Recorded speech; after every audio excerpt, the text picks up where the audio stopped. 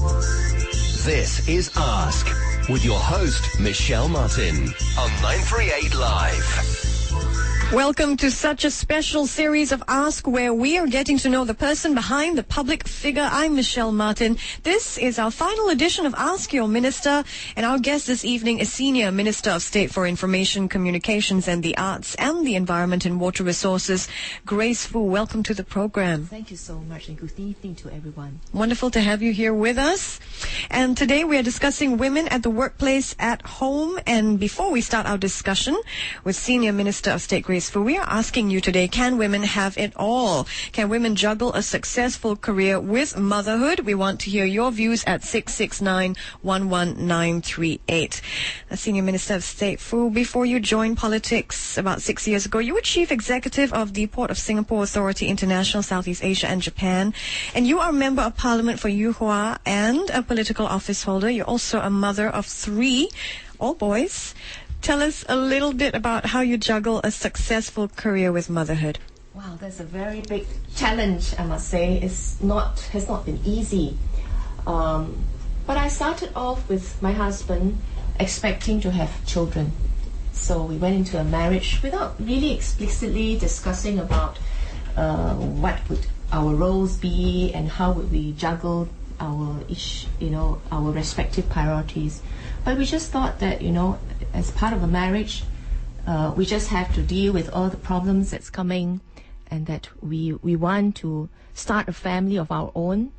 We grew up in happy families. We wanted to extend that beyond ourselves. So the issue of children and having them and educating them is just something that we work together as a couple. And we decided that we should continue to work. I should continue to work as long as I can, and that he should help out as much as he can as well. So there wasn't really hard and fast rule as to how much time each one should devote to a children, but we just manage along, and we just discuss, and we just compromise, and sometimes we get into some fights, but eventually, we can talk it out and we can discuss over it.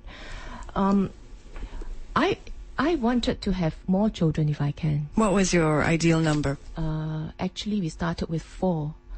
But by the time we had the third one at age 33, the issues with, risks of abnormalities, as well as medical risks of a more mature mother began to confront us. My gynecology will have to sit me down and explain the various tests and scans that were available to detect abnormalities, for example. And that sort of made me think a lot harder about whether I should have a 4th one. But nevertheless, we have 3. And I remember that it was particularly hard when they were much younger, because they needed the constant care, and I always wanted to be with them. Because as a mother, I felt very strongly that I should be very involved in their care, and even though I have domestic helper, I would take over them, the feeding, the caring, the washing, the cleaning, once I return from work. So I have wanted to be a very involved mother, and that initial few years has been quite a challenge for me. I remember missing the first step of my second child. That's not easy. I was at that time working for a company that requires me to travel extensively. I remember very vividly that I make an overseas trip one day, and when I returned, my second son, who was crawling before I left for the trip, had started walking. So I told myself that I shouldn't be doing that. I shouldn't be missing the important moments of his life. So I decided to take a break from work, and I resigned from work and stayed at home for about 9 months. And that was a tipping point for you? It was an important decision for me to basically tell myself that this is a point in my life that I want to devote my attention to my family. And so I just decided to quit my job and stayed home. And when I was looking at coming back to work after about 9 months, I thought to myself that I should look for a job that perhaps require less traveling, more stable, more regular, more 9 to 5. But I still wanted a job that is fulfilling and challenging.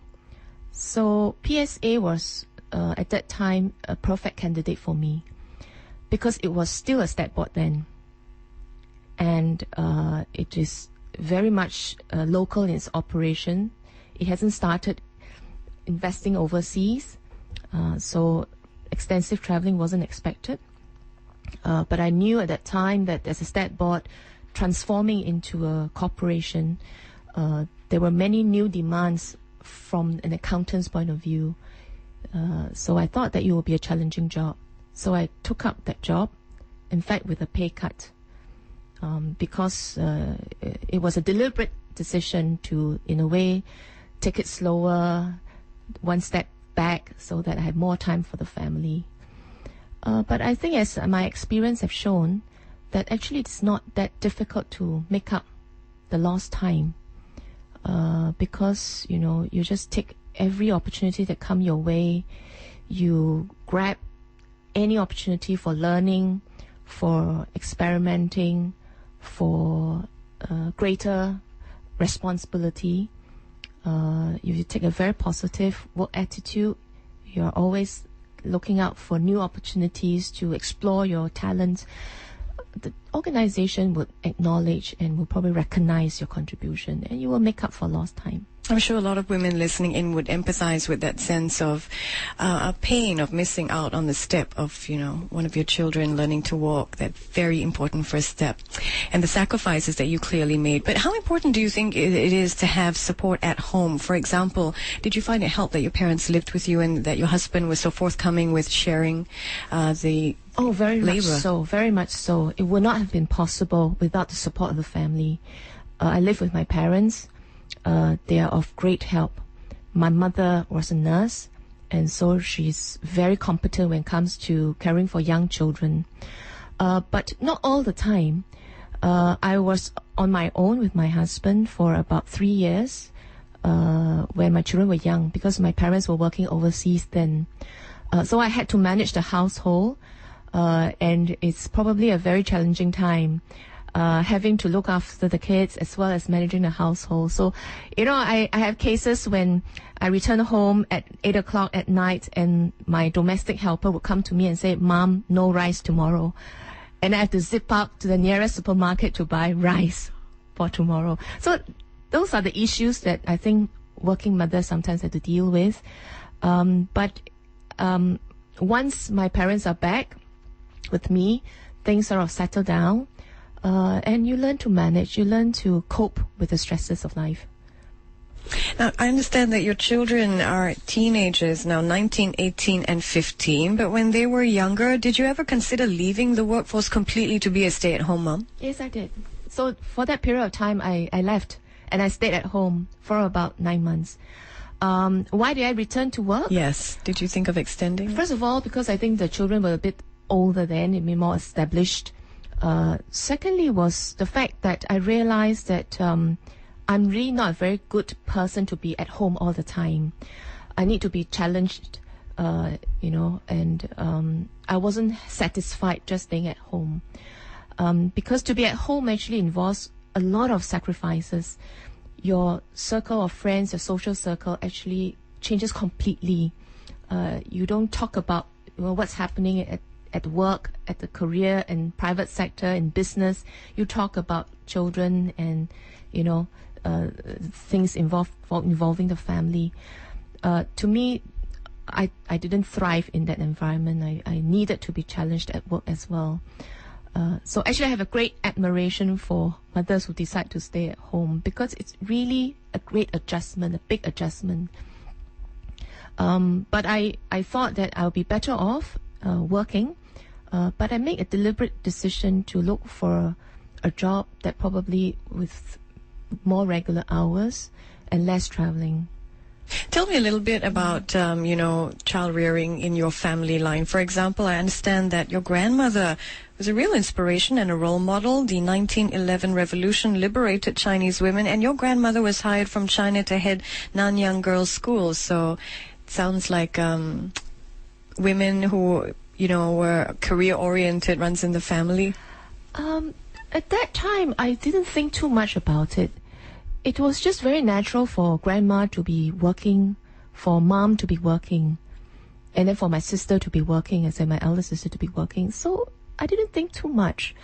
And I suppose it's sort of ingrained in me from a very young age that actually you can manage multiple roles. I've seen my mom, who's a nurse, having to do shift work in the hospital, and yet be there for me at school, and sometimes sending me to my piano lessons, for example.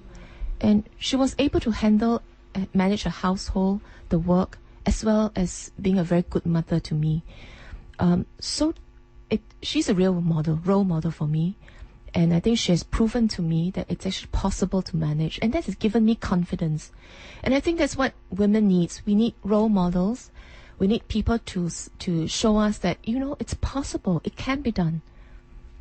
And what would you say to women out there who are feeling that guilt? They want to spend time with their children, but work is taking them abroad. And they feel the sense of guilt because they feel torn in two directions. Oh, I felt that all the time when I had to travel. I went into this syndrome that I call the airport mom syndrome. That, with every airport transit, that you will zip to a toy shop and you will buy toys or sweets or chocolates for your children, to a point when they are no longer excited because you have been so customarily bringing back toys and chocolates from airports. Until a point when I told myself that it's just enough, too much is too much, and they are not really looking forward to the material goods. They just want you to be there. And that's where I decided that, I should really be at home a little bit more. So it's a conscious decision to make a career adjustment at that time. We are chatting with Senior Minister of State, Ministry of Information, Communications and the Arts, and Ministry of the Environment and Water Resources, Grace Fu. A very special series of Ask where you get to know the person behind the public figure. We continue in just a while. Stay with us. This is Ask with your host, Michelle Martin, on 938 Live. And we continue with a very special edition of Ask, where you get to know the person behind the public figure. Our guest is Senior Minister of State for Ministry of Information, Communications and the Arts, and Ministry of the Environment and Water Resources, Grace Fu. And we are discussing juggling motherhood and a successful career. We'd like you to join in the discussion as well at 669-11938. Tell us what some of your own considerations are, whether it comes to taking the plunge to getting married or growing a family. Do you feel your job prospects will diminish significantly once you start having children? What are some of the reasons that are preventing you from starting a family? We'd like to hear from you. If you've had to make any career sacrifices, share them with us as well at 669-11938. Do you feel, Senior Minister of State Grace Fu, that women in this day and age are still expected to bear the brunt of the load when it comes to making adjustments to their career to meet the family needs? Well, I think women by nature is gentler, more nurturing and more caring, more expressive in their love for their family and loved ones. I think it's very natural for the family members to expect them to basically be the primary caregiver, whether it is to the elderly parents or to the young children. But I think increasingly the men are also beginning to play their part. I've seen, for example, young men pushing the pram, accompanying their wives who is taking part in marathons and major runs, So it's very warming to see that, to see the men also sharing some burden of looking after the children. But I think most women, well, at least I speak for myself, I want to be there for my children. I want to be there when my children's not well. I want to be the one to take them to the doctor. So it's not just the expectation of my family, but I think expectation of myself, that I want to be the carer of my children. So what I do with my husband is that if I can make adjustment to my own schedule, I want to be the one to look after them. But if I really have conflicting schedules and demands, he would normally step up to it.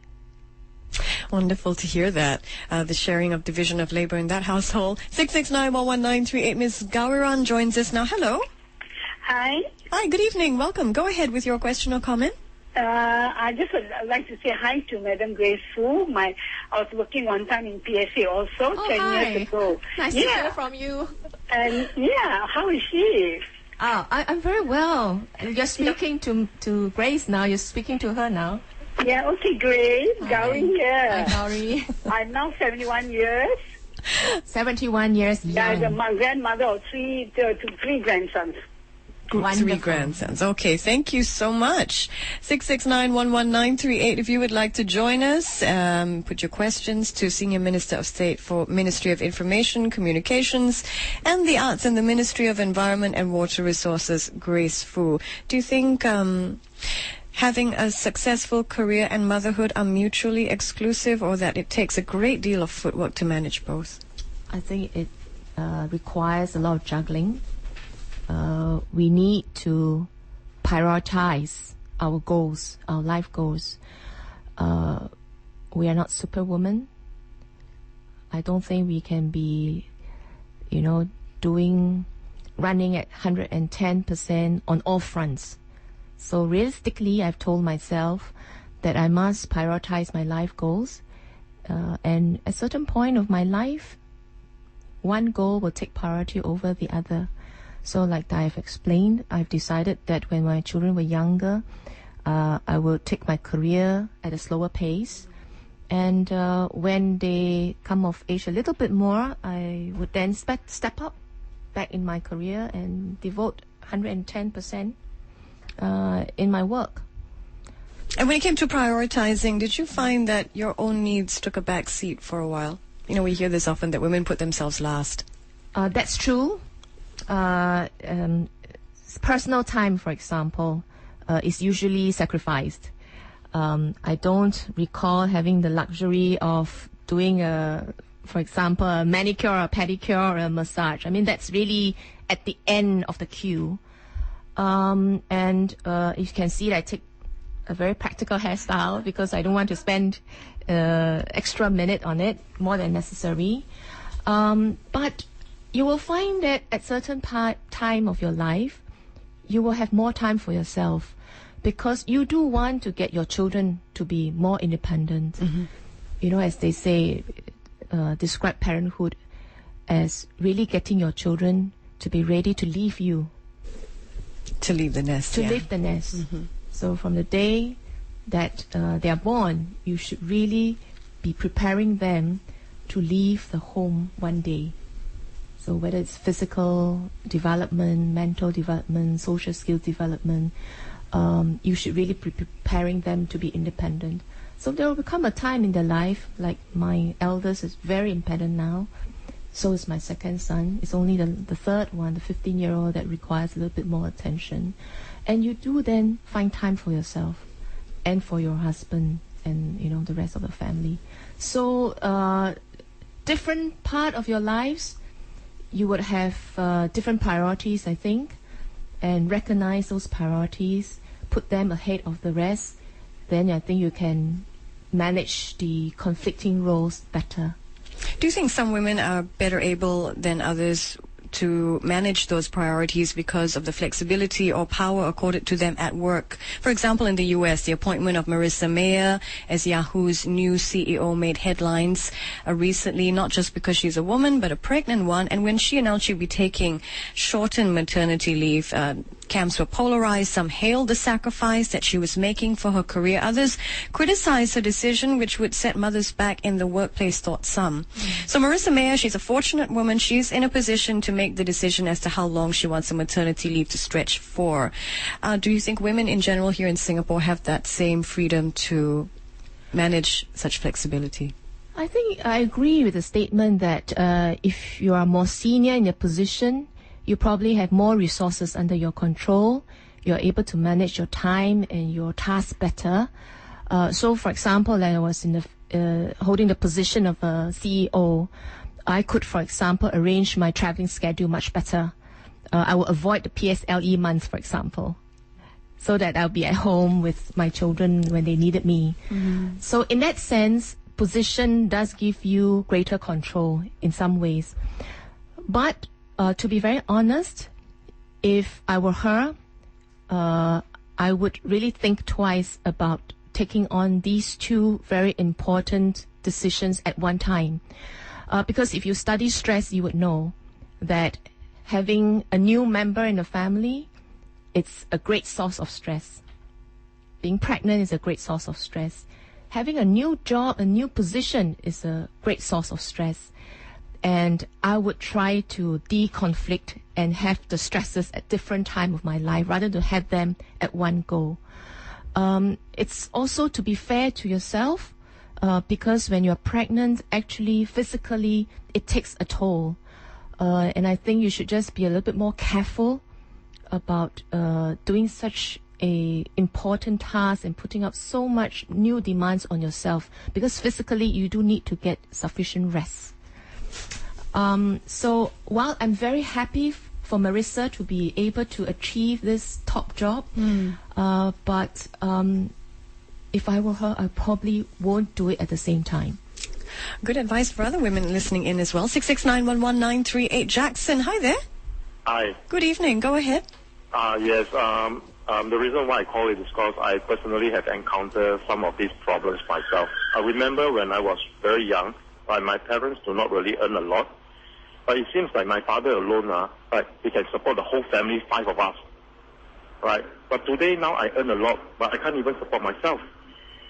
So the reason why I really went to look into it, I see what's wrong, and I realized actually there are a lot of these policies that actually obstruct us from having a family, children, and able to support them as well. So your main concern when it comes to growing a family is cost? Yes, it's beyond what do you call that, financially obstructing us.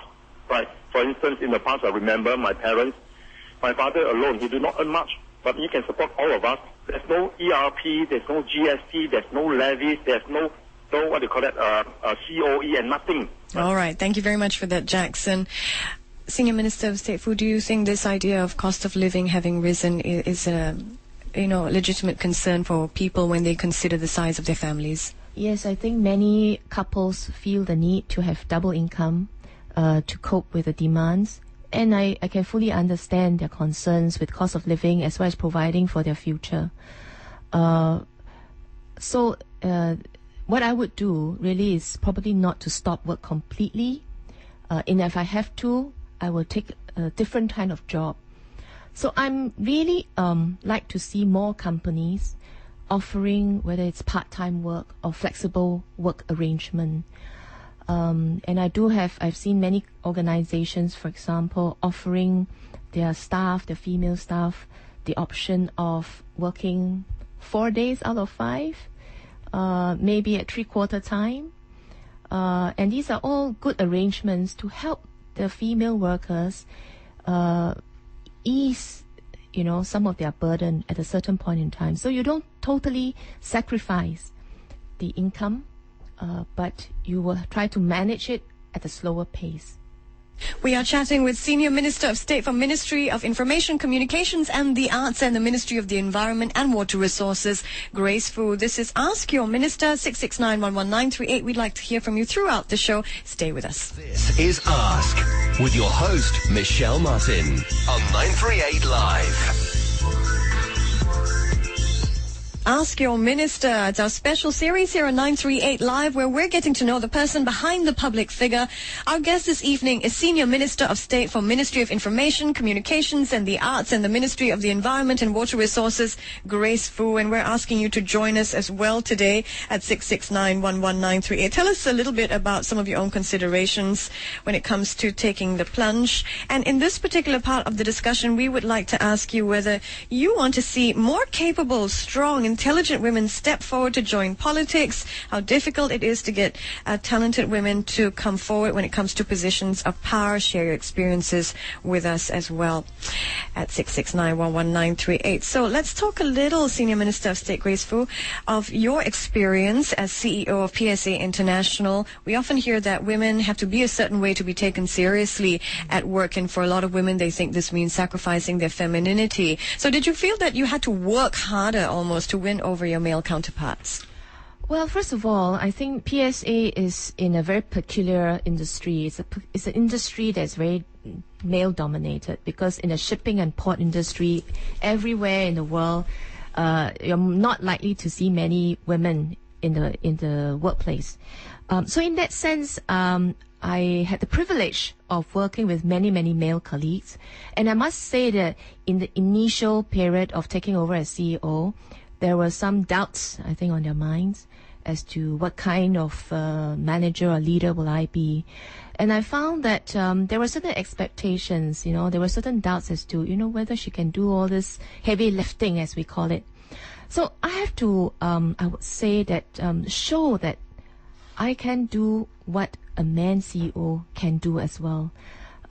So, for example, we have very large cranes in the ports that would, be as high as 70, 80 meters, 20 over stories. I would climb them.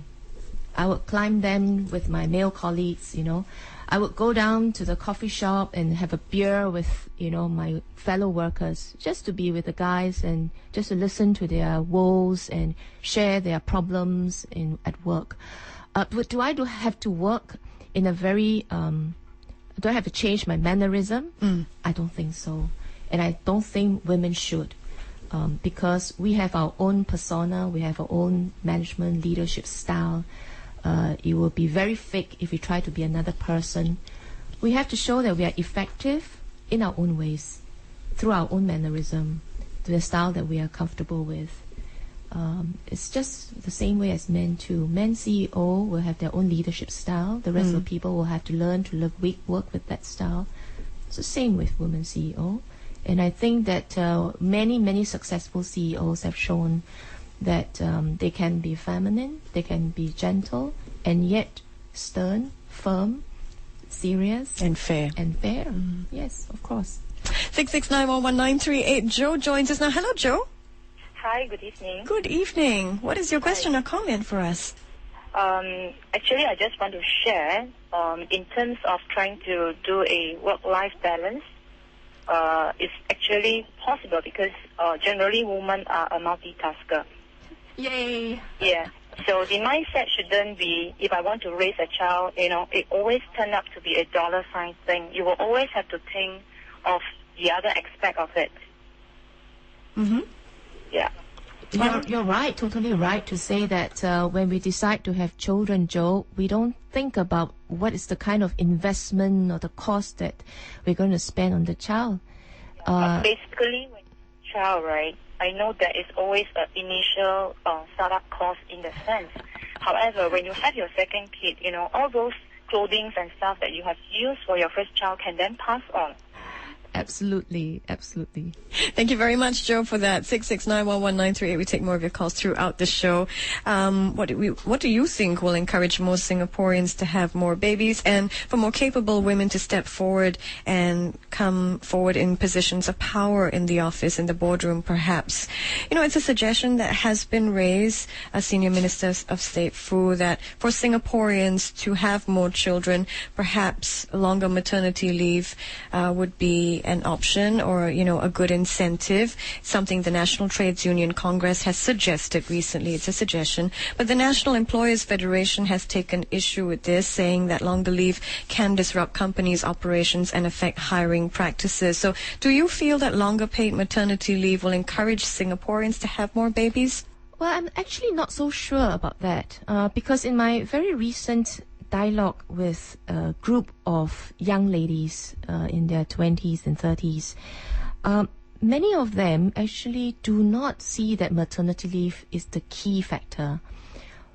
Upmost on their mind is really the effect on their career. They're worried about whether their career will be affected and whether they are able to manage both career and having children. In fact, many of them told me that they don't fully utilize their entire leave entitlement. I have heard cases when women will return to work within a month of giving birth because they were so, worried about their work. They want to really be there all the time. They want to show to their bosses that they can manage. They return to work very, very quickly which I'm not so sure is a good idea. But that seems to show that the issue about maternity leave, it's something that we need to think about harder. We need to discuss with the women and the employers a bit more. I'm not so sure about its effectiveness. And through the dialogue, actually, I get the sense that the women are really not thinking or not considering the tangible factors. Yes, there are costs involved. That's, the cost of raising a child. But I think more importantly are the intangible, whether you get support from employers, whether you get support from your parents, and whether you can cope. So what I would like to perhaps mention is that large majority of women do want to get married and do want to have children, but many of them would be so focused on their career in their 20s and 30s that sometimes by the time that they consider the issue of marriage, it's a little late. So we see marriages being held later in their lives, and when you married later in your life, it will be harder to get the baby, harder to conceive. There will be other medical issues that come along, so they tend to have fewer kids as well. So that's the big marriage and procreation challenge that we have in Singapore. It is quite a challenge, isn't it? Let's see what Mr. Wong has to say. Hi, Mr. Wong. Welcome. Yeah, okay. Because actually I got 5 children in Singapore. I'm Singaporean. I've got 5 children. Okay. Singapore living is okay, but I prefer 1970 and 80 and 90 is very good. We find job, everything easy. They don't need to see the certificate, everything, no. But once now Singapore, I can feel that everything very expensive.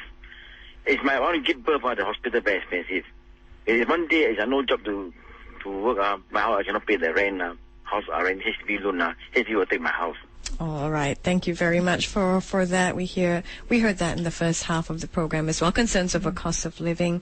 But I wanted to, and would you like to say anything to that particular listener, Mr. Wong? He's had 5 children. Yes, I must Congratulations. first of all thank Mr. Wong for doing his part for the nation. But I share his concerns, and I think that the stress is a key issue.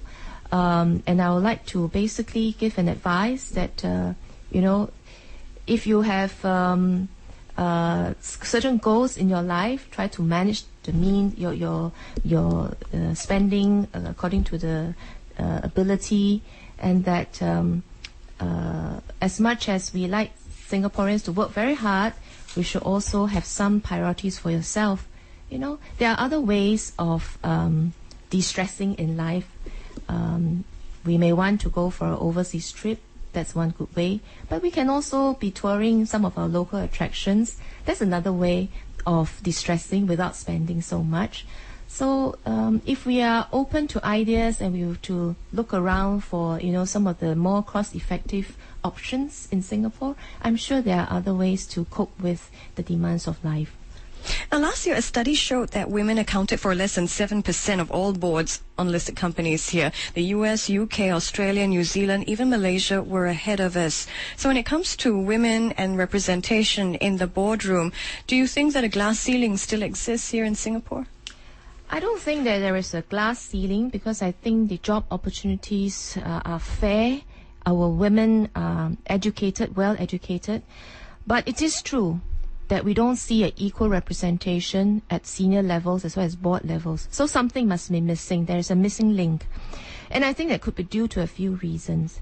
First of all, I think some women do want to put their career at a slower pace, so they are not spending as much time on their career as compared to their male counterparts. Some women, for example, would probably would probably be more hesitant in taking up positions in the organization. When I talk to some of the employers, one common feedback is that women tend to be more tentative when they're given opportunities for a promotion, for a higher position, because generally women would like to be absolutely sure about themselves.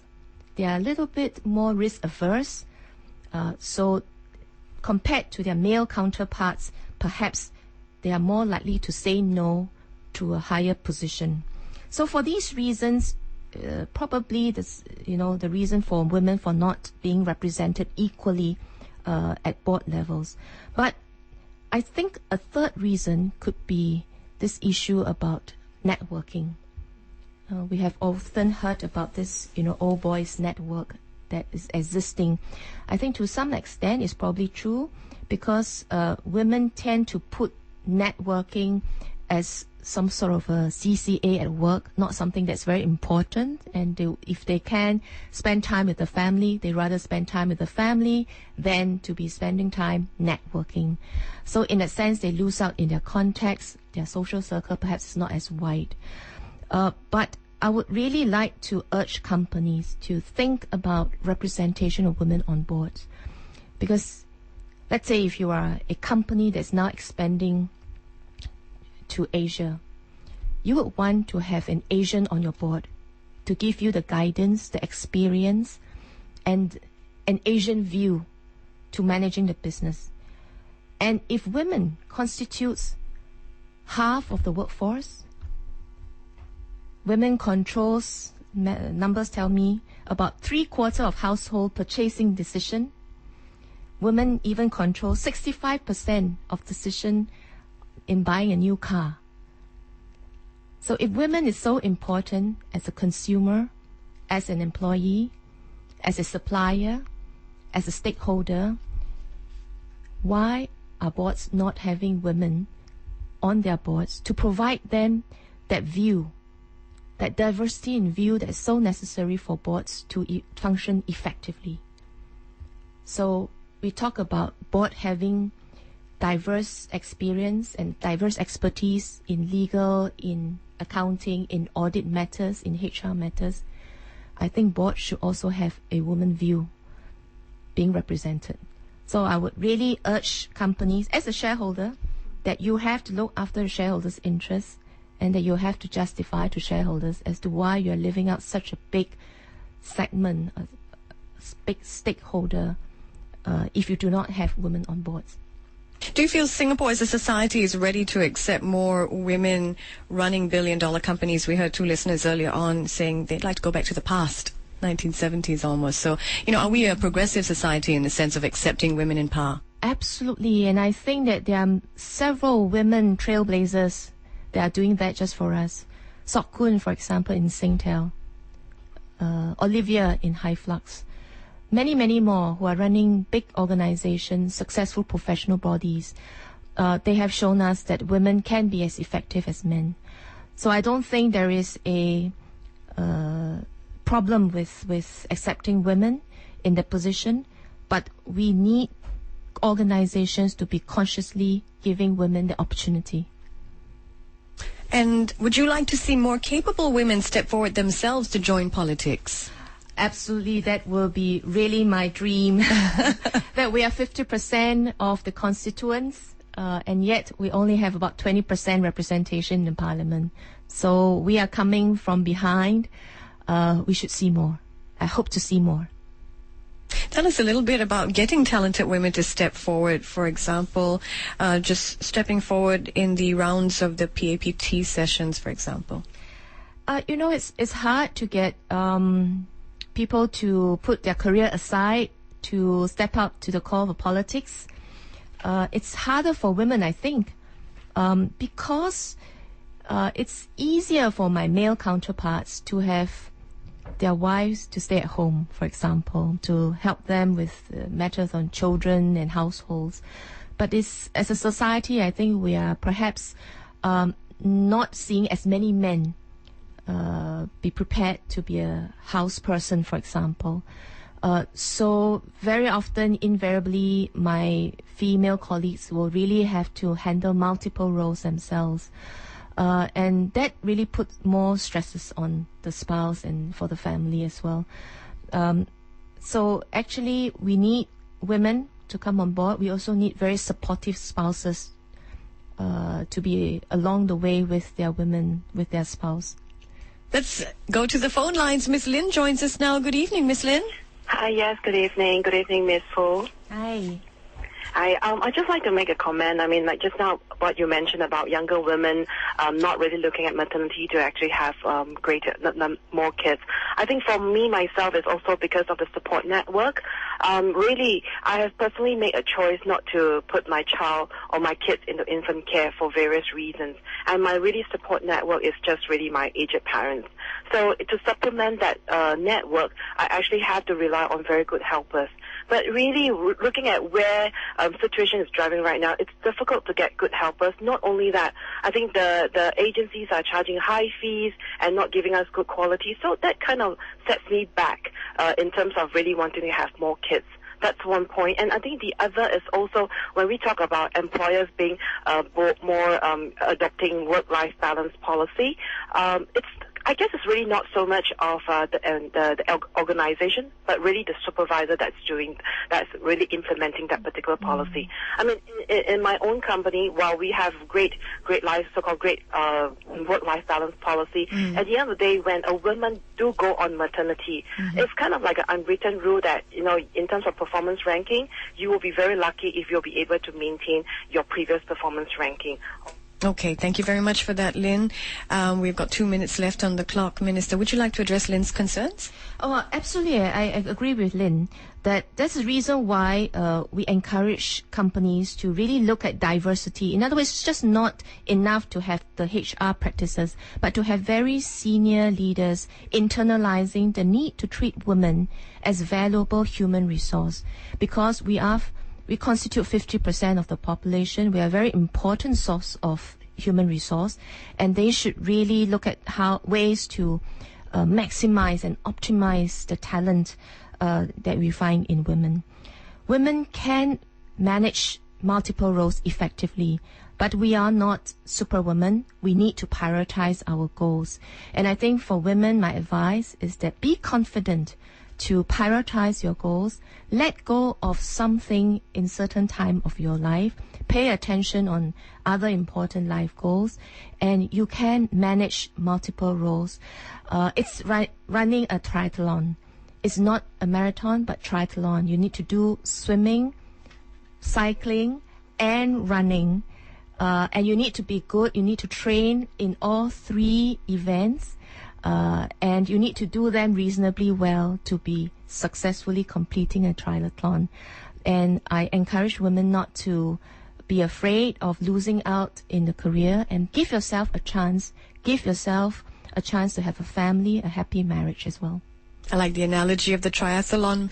Senior Minister of State Fu, thank you so much for joining us here on Ask. You're such a wonderful role model yourself. Thank you. Thank you, Michelle.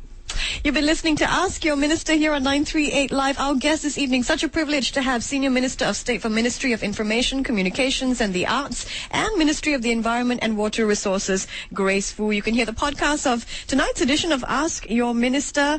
It will be on our website, cinmsn.com/938live. The podcast, full podcast, enjoy it tomorrow. And you can catch the encore broadcast Sundays, 7 to 8 a.m. and 3 to 4 p.m. For 938 Live, I'm Michelle Martin.